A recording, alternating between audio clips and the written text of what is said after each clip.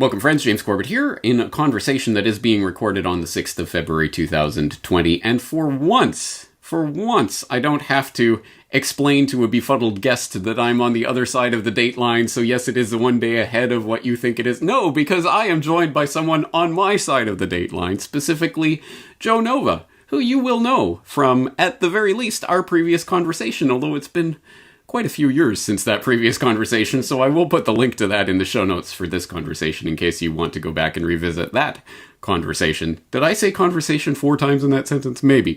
At any rate, today we're going to be talking to Joe Nova of joannova.com.au, and you can go and read her about page for all of the bona fides of her career in broadcasting and journalism and print and online, and winner of blog awards and other such things. But I won't embarrass her by reading that entire biography out here on air. Let's just say, Joe Nova, thank you very much for joining us today. It's good to be here, James, and we do have a lot to talk about with the bushfires. Exactly right. Yes. Today we're going to be addressing the one of the major stories of 2020, at least the first few weeks of 2020, the Australian bushfires, which, as everyone around the world knows, a horrific situation that we are told, of course, by the usual outlets and the usual people, is another sign, yet more proof of climate change. Here it is, and you're looking, this is what climate change looks like, right? Well, maybe not. And in fact, as I'm sure anyone who's familiar with your work will know, but for people who aren't, I will include links to some of your articles on this. For example, climate change is the excuse to hide an inferno of incompetence. Heads must roll for the billion-dollar bushfire mistakes, and 57 bushfire inquiries isn't enough. We need one more for leaders to hide behind. I think those titles of those articles give some flavor of your coverage of this, but let's inform people about what is really happening there. It has. There's been an absolute scandal here in Australia. We are a continent of smoke, as James Cook called us when he came out in 1770. So Europeans saw smoke all over Australia. It was the way the Indigenous people managed the land. Well, what we've done is utter neglect, and we've let the bush grow, the scrub grow. The fuel loads are the key issue here, not climate change. So what they don't tell you when they say, oh, we're going to get hotter, drier weather, is that we're not going to get hotter, drier weather. The central tenet of the theory of man-made global warming is actually a hotter, wetter world. And where are all the climate scientists who should be jumping up and down and pointing out when all the fire chiefs get it wrong? And the answer is we never hear from them. Well, you should know by now that global warming, of course, isn't global warming. It's climate change or climate weirding or climate emergency or climate something or other. And that means hotter sometimes and cooler sometimes and rainier sometimes and drier sometimes and more fires and less fires, more hurricanes, less hurricanes, more snow, less snow, and every other possible thing that can happen, right? Well, absolutely. More normal and less normal. And there's nothing you could name that isn't associated with climate change. And it's such a vague term anyway. We all know they picked it up because of its ambiguity. It's hard to deny climate change because you look like someone who denies there are ice ages, and no one denies that. So the whole thing becomes a name-calling pogrom with no scientific definition or definition in English that makes sense. But that is what they do, isn't it, in so many topics, distort the language. They take our tools for having a reasonable discussion, and by making them ambiguous and blurry, it becomes hard to even discuss the topic, which is where we're at in the public debate. So, yes, our media has been full like yours of, oh, this is climate change and these bushfires and, oh, isn't it awful? Well, where were they last year? And the answer is it's drought. And drought is the largest driver of bushfires in Australia. And when we look at the scientific evidence on that, 178 years of our rain records show, this is according to the climate scientists who are called climate expert modelers. According to them, it published only last year, 178 years of our rainfall records show no trend in droughts. So climate change isn't causing more droughts compared to what we were getting in 1850. So this, for starters, it falls over in theory and it falls over in fact. And in rainfall in Australia, that's what matters. And we may well get floods coming soon because that's what happens in Australia. First you get drought, then you get floods. And that will be climate change too, right? Well, of course, yes. Yeah, of course. So it's handy, isn't it? I mean, this is like Neolithic witchcraft, and this is what pagan witch doctors used to do 5,000 years ago. Oh, I will stop the storms. Give me your money. Well, in that case, give me your conch shells or give me your dried meat or your jerky or whatever it was that the witch doctor wanted. And I will stop the storms and hold back the tide. Well, now they just wear lab coats, and what's the difference? So, scientifically, we've been looking for evidence that climate change, that man-made CO2 is linked to climate change. You can't find it in Australian droughts. Australian droughts are linked to the ENSO patterns, the Pacific Decadal Oscillation. And as you would know, when the El Niños happen, it's wet for California but dry for the east coast of Australia. And in this case, we've had one of the most extreme Indian Ocean dipoles, meaning a particular current in the Indian Ocean, which is often associated with really bad bushfires in New South Wales. So I don't know if that throws out enough of the because I could go on and on. But I think fuel loads is something we need to discuss. And I know Californians are familiar with the term, well, maybe they're not, but it's certainly with eucalypts and the incredible fuel loads that we get with eucalypt forest. Yeah. So I'm not sure, James, if you're aware of the debate in California about the eucalypts there. I'm not, actually. Well, they're contentious. These beautiful blue gums in California, and they are enormous, stately trees. They're gorgeous, and I love them. But they drop tons of bark, and the bark rolls up into kind of cinnamon coils. It stacks itself in layers, which is beautifully aerated. It's exactly the right conditions for creating a pyroconvective cloud firestorm. So this is what we're getting with these fires in Australia. We're getting pyroconvective storms, which means the fire is actually changing the weather. This is not just an intense fire. A highly intense fire is described as one that's 3 megawatts per metre on the fire line. So that's 3,000 watts of energy per metre on the fire line. But these fires are getting up to 70 megawatts of energy per metre. So we're talking 20 times the level of energy that we would call a high-intensity fire. So when we do controlled burns, these are cool burns or prescribed burns, we're looking for creating fires in winter for us because that's the wetter season in the south. We need fires in winter which are around 0.5 megawatt to 3 megawatts, and we don't want them bigger than that because we can't control them. There are no water bombers that can put out fires once you get them much bigger than that. And so a 70 megawatt fire is a catastrophe, which we should be doing everything to avoid because those fires are totally unstoppable. They generate winds that pull over these big trees that cause embers to strike 2 kilometres ahead of the fire line. I mean, there's no way we can, once these get going, no way we can put them out. So it seems to me the only thing we can control in a fire is the fuel load. We can't control the wind and we can't control the temperature, which is slightly important but not very. But the fuel loads make the difference between a devastating catastrophe that kills all the animals in its path and destroys the trees and forests and kills hundreds of year old trees that would normally survive a cool burn. And so what we're doing is just utter vandalism of these forests, and it's entirely our own fault. And what we need to do is simply manage that land better. Presumably, this knowledge has been around for some time because this is not a new phenomenon. This is something that's been going on for a very long time. So the question then is, why has there not been the political will or the knowledge to take these types of basic precautions to prevent this from happening? Well, I guess fires are great propaganda for those who want to put in carbon credits. And of course, remembering the people who benefit the most from carbon trading schemes are the large financial institutions, the Goldman Sachs, the JP Morgans, the Barclays Bank, the Deutsche Bank, all of those that would benefit from having a $7 billion international trading scheme.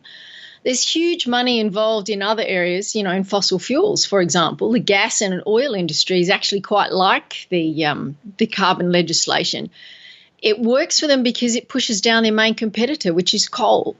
So all of the theories you hear out there about fossil fuels this and fossil fuels that, they're very inaccurate, because fossil fuels is really 3 or 4 entirely different industries. And it makes a big difference which industry we're talking about. Coal certainly does worse in a world where we put legislation in to prevent CO2 emissions. But coal is so much cheaper than gas when it comes to producing electricity that, in Australia, we could produce electricity with brown coal, and we have 300 years of reserves of brown coal here, for $30 a megawatt hour here, compared to gas, which is more like 50 or 60. So we're talking twice the price. So gas loves it. It ramps up and down when there's wind and solar.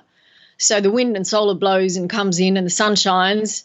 The gas stations aren't as quick as adapting to the changes in supply. So we need more gas.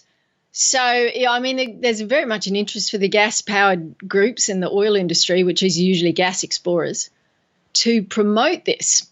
Just look at Shell Petroleum, just look at BP, Beyond Petroleum, and both of them have lobbied for carbon credits and carbon trading and things like that. So, the real truth of this matter is far more complex than the bumper sticker messages, and I think that's what stopped the political debate.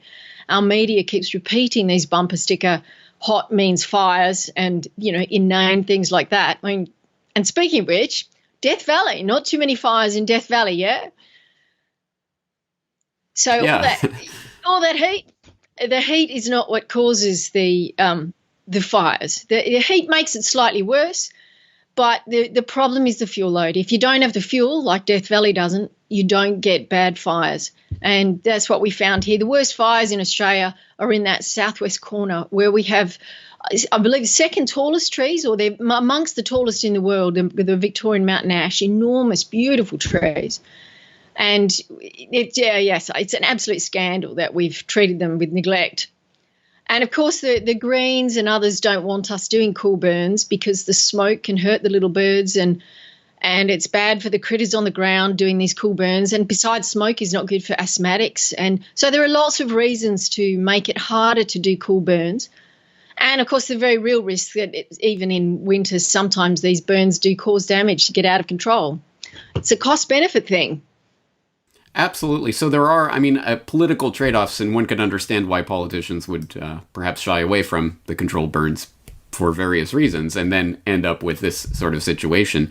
And hey, as you say, ka-ching, ka-ching, it benefits all of those pushing the green climate change scam in a number of different ways. Let's just underline one of the points that you made there. In fact, on a recent post, you noted that on average, bushfires burn an amazing 50 million hectares every year in Australia, and it's interesting to look at the amount of bushfires that and the percentage of bush that is burned in the north versus the southeast, and what that tells us about Australia and generally how this plays out. Tell us a little bit about that. Well, yeah, Australia, of course, is as big inland area as the mainland United States. So we're talking about very different climates in the south, and our far north is much closer to the equator than Florida. So up there, we get fires every single year. And across the top end, as we call it, the Western Australia, Northern Territory, we get millions of hectares of fires every single year. Now, the big problem this year was not in those areas, because those areas are well fuel managed, I guess. The fuel can't build up for too long. They're also dry and arid areas often. So although some of them are wet tropics right up the far north, but what we're seeing are the worst fires here are in areas where we haven't done fuel reduction. They haven't done the burns in the bottom corner. They're only on a rotation now of, at best, I think 5% burning each year, which is 1 in 20 years. Some of them are 1 in 100 years. So that's 100 years of fuel, tons of fuel being left on the forest floor. We wouldn't leave barrels of oil out for arsonists to come along and chuck a match in, and yet we leave all this litter on the forest floor and all these shrubs, this undergrowth. And there's a few reasons behind that. And one of them is the people not liking the prescribed burns. But also there's this tree change where people want to live amongst the trees. Yeah, let's just build our house amongst these enormous forests. It looks great until the fire comes and no one can defend it. So that's an issue here as well. And you see a lot of these burnt out shots of houses, and the trees are right up next to the house. And it's a tragedy waiting to happen in Australia. And so, yes, I think we've burnt 20 million hectares of area this fire season, which is below average, but no doubt we'll count the satellites and it'll come in about average or possibly more this year. But what really matters is that fuel load in that bottom corner. That's where these fires have been unusual, unprecedented, the sheer heat. We've dumped leaves on New Zealand, apparently, and ash, because these are stratospheric pyrocumulus clouds. The energy driving these is so big, it's lifted up burning leaves into the air and dropped them right across the ocean in New Zealand. So it gives you some idea of the forces involved. There's no water bomber that can take these down. I've heard it said water bombers are theatre for the masses. In other words, they help us feel like we're doing something. Yeah, that's incredible. In New Zealand, that's almost unimaginable. Yeah. So that gives us a sense of the scope of the problem. So the question is ultimately about the solution. If you were made dictator of Australia tomorrow, what would be your 3-step plan, or whatever it is, 1, 2, 3, to deal with this and make sure that it does not happen in this way in the future? Well, at least the fire risk is going to be reduced in Australia for the next few years, thanks to Mother Nature's version of prescribed burning. But we don't want to repeat that. So we need to instigate prescribed burning again at a level which is probably 1 in 10, so that no more than 10 years goes by without an area getting a cool burn. And these cool burns are very different. We're talking of 1 megawatt fires, a 70th of the strength of these. The koalas just climb to the top of the trees. It gets smoky up there, but they survive. The trees themselves are designed to resprout, both from the roots and from under the bark. So after a fire goes through, they can just pop new leaves out. And with a fire that's cool, it won't destroy the canopy, so it won't cut down all of those leaves that are shading the forest floor. So we need that immediately, but also to allow people to graze animals in these forests is useful, because reducing the hazard is not just about going in there and burning. It's about allowing people to selectively log. It's about letting animals come in and graze the grass and the bushes and things on the forest floor. And we've been stopping all of those in the last 20 years too, with this idea that nature is just left alone, ignoring that Aboriginal people managed the land here. It's a real put down actually on the Indigenous people to suggest that they did nothing and didn't manage these forests so actively. And yet the same people who say we should adore them and listen to everything they say are the ones ignoring what they did for thousands of years, which was burn, burn, burn. And apparently they lit fires frivolously all the time, and even in summer, and they could afford to do so because they never let the fuel load get so high. Lessons learned. So this is really the question then. How far away is the discussion that we're having here about prescribed burns and what needs to be done from the discussion that's taking place in Australia right now? How likely is this to be done going forward? The great news is, we had enormous fires here in 1994. We had enormous fires in 2003.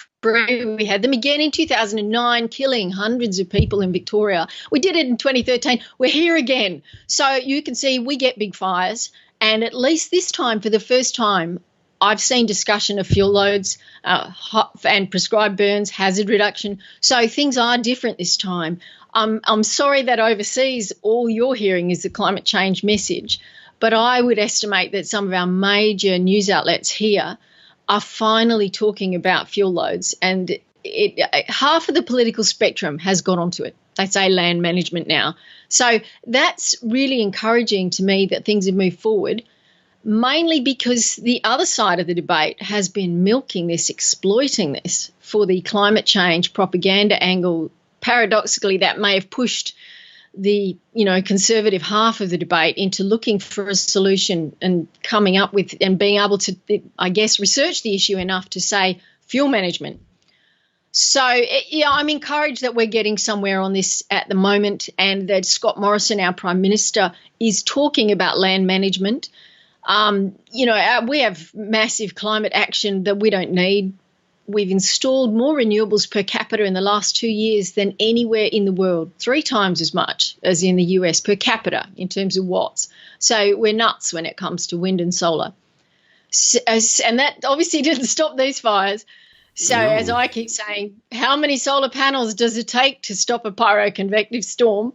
70 megawatt storm, yeah, absolutely incredible. Well, it is good to hear that conversation is at least taking place and being broached now. Although, yes, it certainly is not making its way into the international media, which is concentrating on the climate change side of this. So it is good to see that that's at least broaching the public consciousness there in Australia. But people around the world are concerned, obviously, by the horrific things that the images that have come out of there. For people who are compelled to try to offer some sort of aid, some sort of help to the people in southeastern Australia, what would you recommend?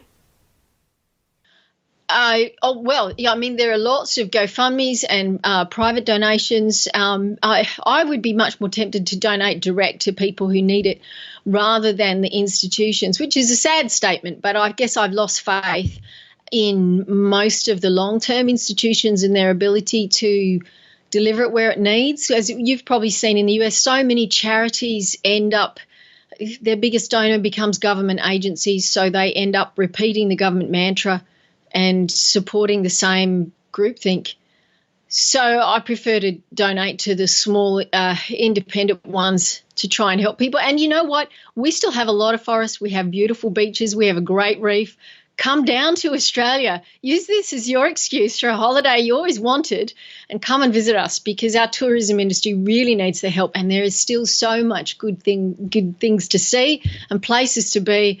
And the stories that you're hearing and seeing and the images you're seeing are not all of Australia. We've had stories of people cancelling their visits to Western Australia, for example. We're 3,000 kilometres, 4,000 kilometres away from where those fires were.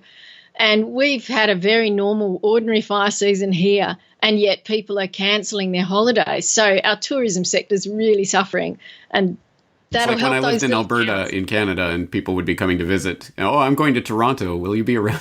It's kind of the other side of the country. I don't think you realize how far away that is. Yeah, I understand. Yes, well, there are legends. Legends here of people getting in cabs in Sydney and saying, I need to get to Nedlands, and the cab driver saying, but that's in Perth. You realise that 4,000 k's. So, yeah. Expensive cab ride, yeah. All right. Well, I certainly do share your distrust of the major institutions and their ability to provide aid in these situations. It is good if you have personal connections and can personally donate to people who are in need.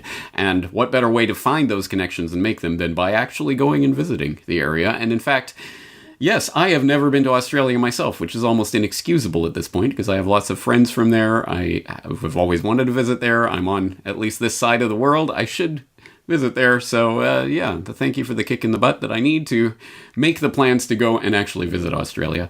But I think can I just say that the reef is really beautiful, and I'm hearing reports from Jennifer Marahasi, who's diving up there at the moment, of fantastic views, and that has been so oversold, this damage to the reef. So book your trip. There's no rush because the reef's going to be there for thousands of years, but it's beautiful. You might as well go now while there's not so many tourists.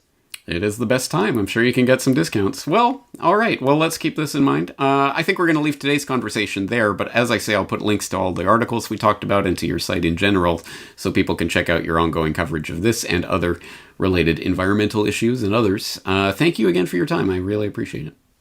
Thank you, James.